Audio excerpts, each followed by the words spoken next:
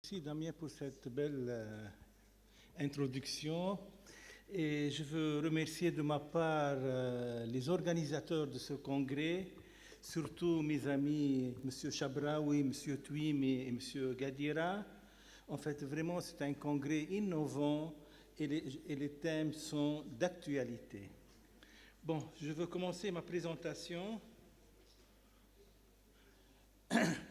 Sur le purpura thrombotique, thrombocytopénique, on a une longue expérience au CHU Notre-Dame de Secours à Byblos. Donc,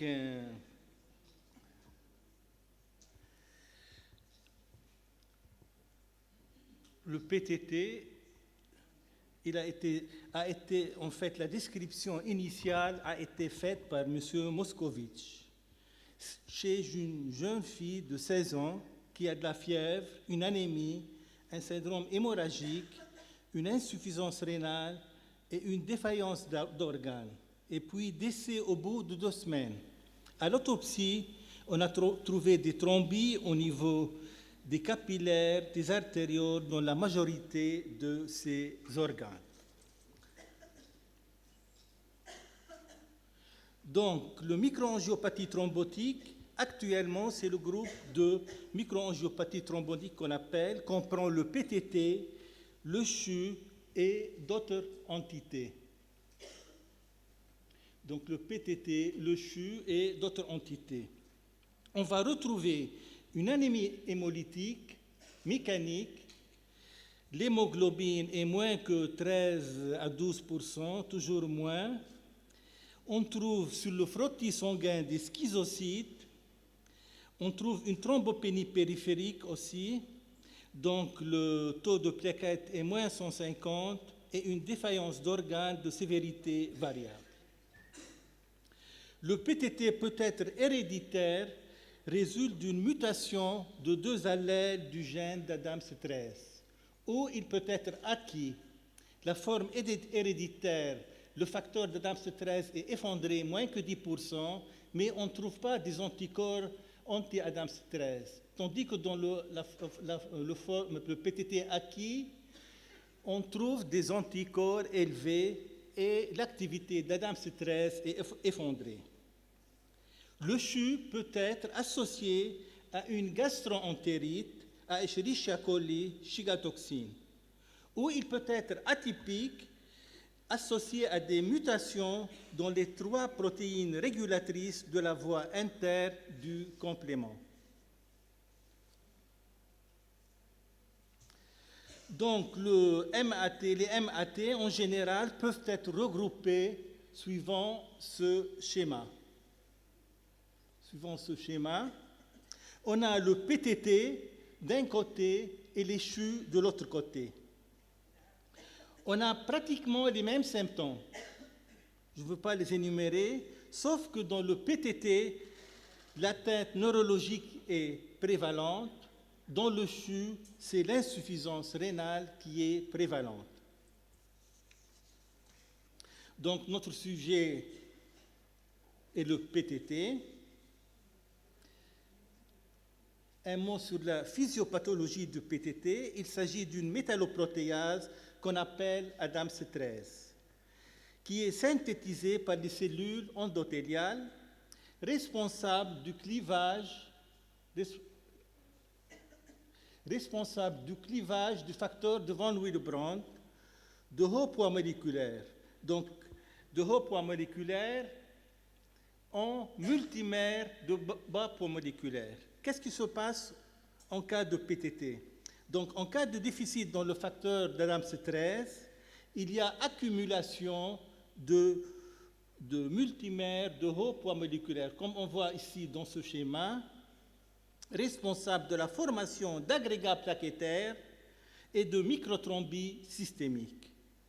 On voit dans ce tracé électrophorétique, en fait, 2 tracés. Un chez quelqu'un qui est normal, le facteur de Van Willebrand, et chez l'autre où on voit les multimères de facteurs de Van Willebrand dans le cas de PTT. Une autre étude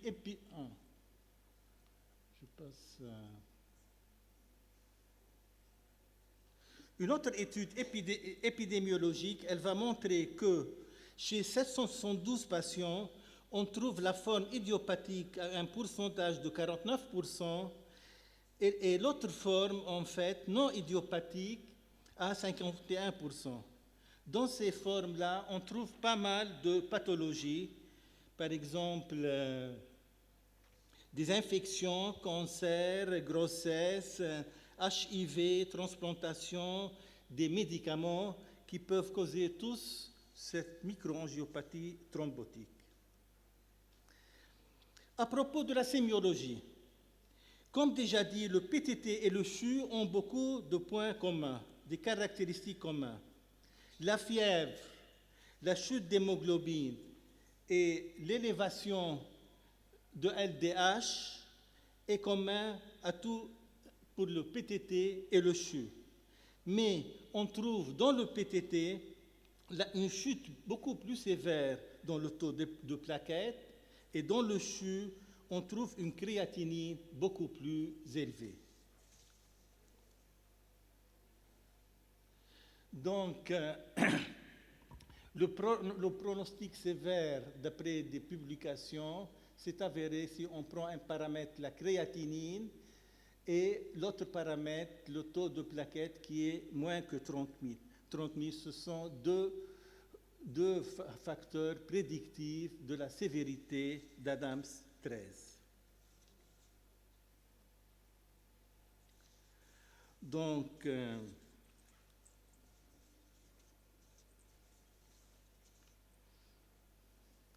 du point de vue traitement, la base du traitement, on a plusieurs volets de traiter. Avant l'échange plasmatique, les cas mortels étaient plus que 80% dans le PTT. Avec un traitement adapté et avec les échanges plasmatiques, on a de survie plus que 80%.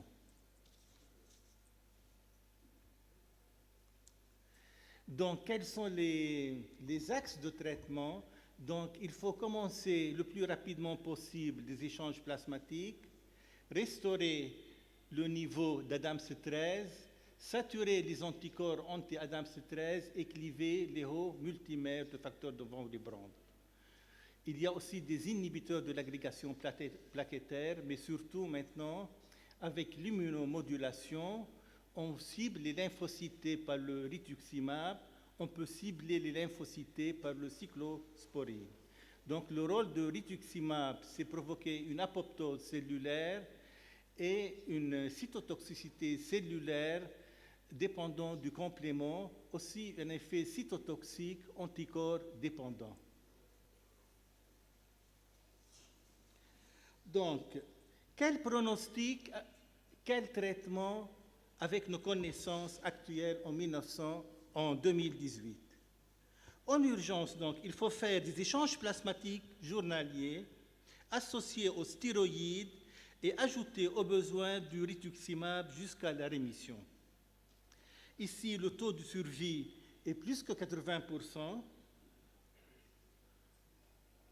mais malheureusement, il y a 10 à 20% des patients qui continuent à mourir.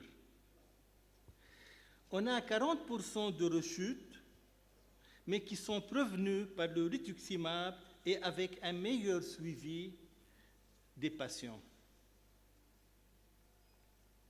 Donc, on peut poser cette question, pourquoi les patients atteints de PTT continuent-ils à mourir en phase aiguë? Pour deux raisons majeures.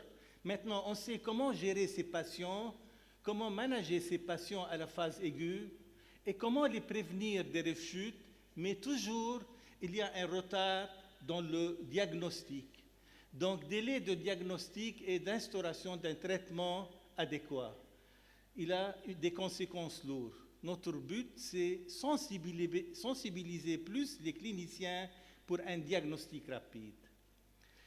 Autre cause, ce sont les cas fulminants qui meurent dès le premier jour du traitement. Ici, il faut instaurer un traitement agressif dès le premier jour de diagnostic.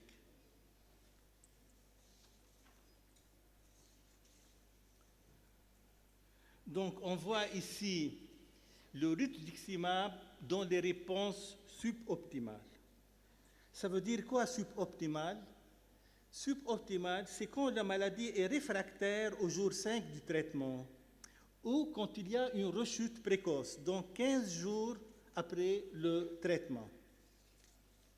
Donc, on voit dans ces schémas-là, l'association du rituximab aux échanges plasmatiques permet d'obtenir chez ces patients une réponse clinique et biologique dans la majorité des cas, une correction partielle ou complète du déficit d'Adams-13 et une disparition de l'effet inhibiteur de plasma et une décroissance de l'anticorps anti-Adams-13, mais en quelques semaines.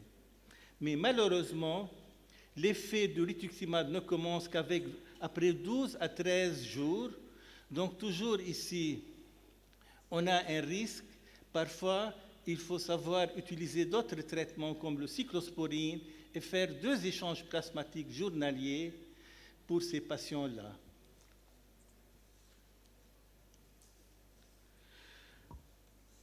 Donc, le rituximab prévient les rechutes, comme j'ai déjà dit, mais pas à long terme, pas après 18 mois. On se demande, est-ce qu'on utilise le rituximab dès le premier jour du traitement? C'est une question toujours à discuter et il faut voir cas par cas et la sévérité de cette maladie. Il faut bien savoir donner les indications raisonnables dans une perspective de prévention de rechute aussi.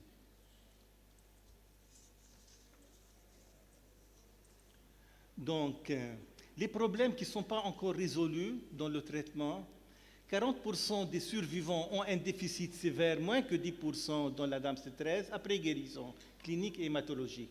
On va voir maintenant cette répercussion. Quel est le résultat de cette répercussion? Parmi ceux-ci, on a 38% de rechute dans l'année. L'incidence cumulée de rechute augmente avec le temps. Donc, tout le problème, c'est savoir faire une prévention des rechutes. Et la prévention des rechutes, c'est un enjeu majeur dans le PTT. On récapitule donc, diagnostic de PTT, il faut distinguer entre PTT et CHU. Donc, dans le PTT, on a l'activité d'Adams-13 qui est effondrée moins que 10%. On a une forme héréditaire et une forme auto-immune.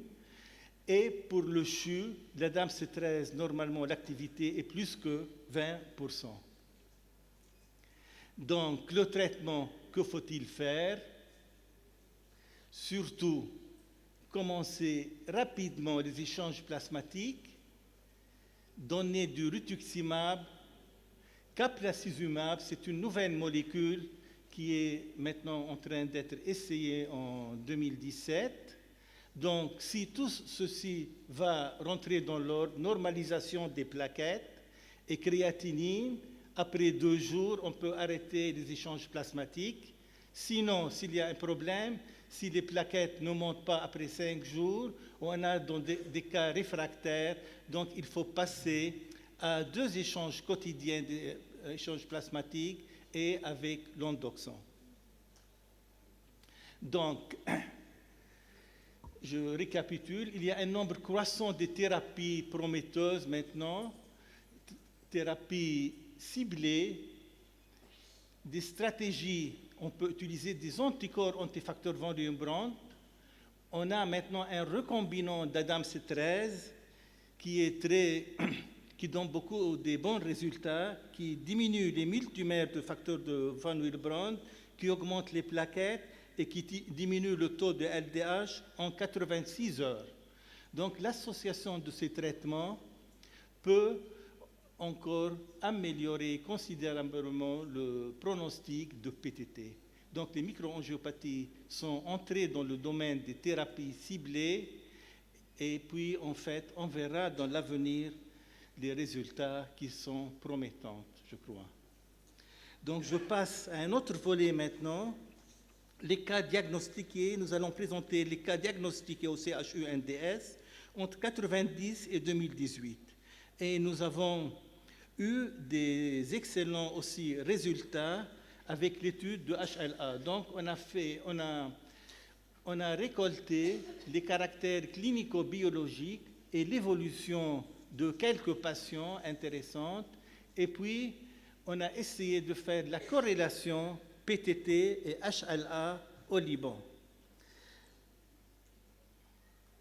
Donc nous avons recueilli tous ces paramètres-là, clinico-biologiques, l'âge, sexe, les symptômes neurologiques à l'admission, s'il y a hémorragie, fièvre, le taux d'hémoglobine, plaquettes, LDH, schizocytes, et créate, et les anticorps et l'activité d'Adams 13. Qu'est-ce qu'on a eu comme résultat? L'âge moyen était 50 ans.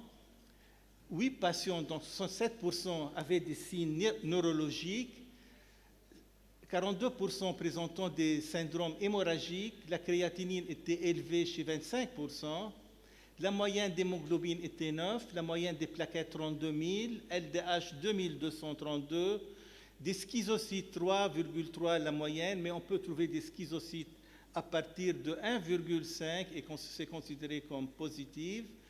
Des anticorps anti-Adams, des taux élevés, 80 la moyenne, et l'activité était effondrée, moins que 10%. Donc, quel est le devenir de ce patient? On voit deux couleurs, de 1 à 7 couleur noire et de 8 à 12 une autre couleur. Ça veut dire quoi? Les 6 premiers cas, obtention de rémission complète avec échange plasmatique et stéroïdes uniquement. Mais pour les cas suivants, ils étaient beaucoup plus compliqués. On a trouvé des PTT réfractaires, des chutes et la survenue de 2 décès. On va voir rapidement ces cas lourds. Par exemple, le patient numéro 7, il était hospitalisé au jour 19, donc il était référé par un autre hôpital où ils ont cru que c'était une pancytopénie, ils ont cru que c'était une leucémie lymphome. À la fin, on a trouvé le diagnostic après 19 jours. Il a eu 10 échanges plasmatiques, il est sorti avec les taux de plaquettes et LDH tout à fait normal. Mais qu'est-ce qui s'est passé après? Rechute après 5 ans, puis une deuxième rechute après 2 ans, donc en 2007, 2009, et troisième rechute cette année en 2018. Dans la première rechute, on a fait échange plasmatique bicotidien et avec des corticothérapies seulement, mais la deuxième rechute était beaucoup plus compliquée. Je commente rapidement la deuxième rechute. Donc le taux de plaquettes ne s'améliore pas à la 10e séance. On était obligé d'ajouter du rituximab. On a fait 30 séances et après la 30e séance et rituximab, en fait, le taux de plaquettes était normalisé, mais il est sorti avec une activité pas élevée, 12% l'activité d'Adams 13. Il est revenu, donc depuis 2009, en 2018, il est revenu avec des taux effondrés d'activité 0 et les taux d'anticorps n'étaient pas élevés, les plaquettes étaient effondrées. On a fait uniquement 6 échanges plasmatiques. On a recommencé rituximab, il est sorti avec une activité de 15%. Donc c'est un long parcours pour ce patient-là. Pour le patient numéro 8, il était référé d'un autre hôpital où il avait 21 séances d'échange plasmatique et une splénectomie aussi. Il est admis chez nous avec 10 séances de corticothérapie. On n'a pas trouvé aucune amélioration du chiffre des plaquettes. On a débuté le rituximab avec 2 échanges plasmatiques par jour. Après un total de 20 séances, rémission totale, pas de rechute après 11 ans de traitement. Si on remarque, si on observe le taux d'anticorps, et le taux d'anticorps il est bas et l'activité elle est presque restaurée, l'activité de DAB stress à la sortie et il n'a pas fait de rechute. Le troisième cas était plus dramatique. À l'admission, il avait 26 000 de plaquettes, des anticorps anti-Adams stress très élevés, activité effondrée. On a commencé l'échange plasmatique rapidement le 2e jour. Les plaquettes ont monté jusqu'à 131 000 et puis à la 7e séance, les plaquettes commençaient à chuter de nouveau jusqu'à la 9e séance. Donc on a devant un cas de PTT réfractaire, on a commencé à faire 2 échanges plasmatiques par jour. On a commencé le rituximab au 11e jour, pas d'amélioration, il était intubé, on a pensé donner de cyclophosphamide. Le taux des plaquettes commençait à s'améliorer, mais il a fait un arrêt cardiovasculaire et il est décédé. Donc, quel schéma thérapeutique adopter pour les cas réfractaires et les rechutes? Rituximab, efficacité limitée à 18 mois, que proposez-vous ensuite? Quand on a une réponse suboptimale et constatée, immédiatement, il faut commencer le rituximab, ou faut-il commencer d'emblée le rituximab en première ligne? Les schémas conseillés et suggérés avec le groupe de COPO à Paris, donc échange bicotidien dans les cas réfractaires, des bolus de cyclophosphamide en cas de non-amélioration après 2 jours d'échange plasmatique journalier et splénectomie à considérer aussi. Donc, 3e volet, j'ai encore 9 minutes, c'est bien. Donc, on a fait une étude de HLA classe 2 au Liban. Donc, on voulait situer le Liban par rapport aux données internationales pour cette pathologie-là. Une étude de typage de HLA et HLA-DRB et HLA-DQB a été menée avec un échantillon de patients libanais prélevés de plusieurs sites hospitaliers pour avoir une représentation globale. Et on a eu des témoins aussi qui sont venus de plusieurs régions. Ici, il y a des études qui ont été faites. Ce sont les allèles les plus fréquents dans la population libanaise. On remarque le DRB1 11, 04, 03 et le DRB1 03 et le DRB3 02. Dans le DQB 1 03, 05 et 02. Donc, il y a des études qui ont effectuées sur les PTT, pas beaucoup, 2 ou 3 études.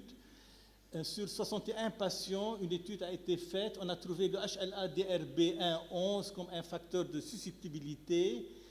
Un facteur de protection était le HLA-DRB1 04 et HLA-DR53.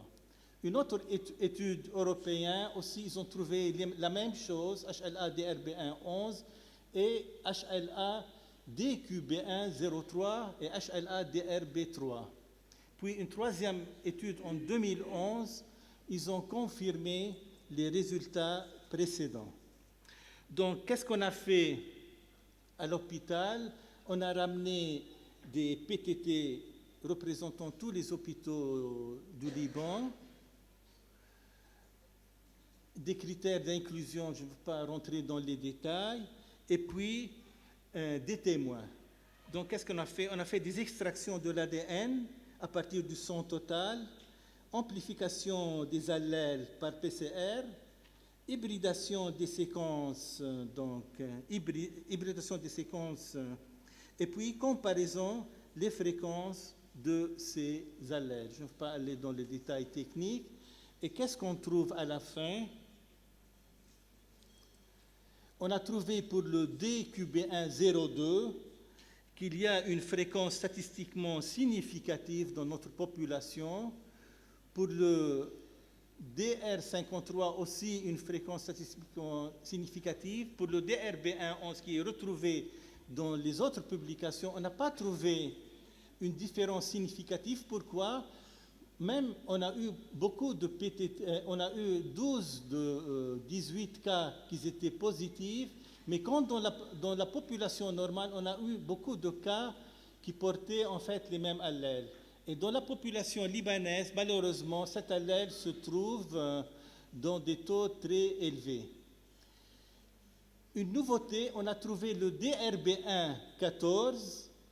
Ils étaient positifs et il a une fréquence statistiquement significative dans notre population trouvée au Liban. Le DR53 qui est trouvé ailleurs, aussi on l'a trouvé chez nous. Donc, en conclusion, je passe. Donc, en conclusion, en comparant les HLA-DRB à DQB et DRA, on a trouvé dans la population libanaise, tout comme dans la population européenne, le HLA-DR53 semble un facteur de protection de PTT. Le HLA-DQB1-02 semble un facteur de risque de la maladie. Le HLA-DRB14 semble être un facteur de risque de PTT spécifique à la population libanaise. Donc, il est intéressant d'évaluer l'influence de ces allèles retrouvés sur l'évolution et la sévérité de la maladie étudiée. Et puis, il faut faire l'incidence de PTT, donc un registre national au Liban, pour comparer ça avec le taux de fréquence de PTT au Liban. Donc, c'est les gens qui m'ont aidé dans ce travail. Et puis, en fait, on a envoyé à AABB, American Association Blood Bank, c'était accepté comme présentation poster. On va présenter ces études le 14 octobre à Boston en 2018. Je vous remercie.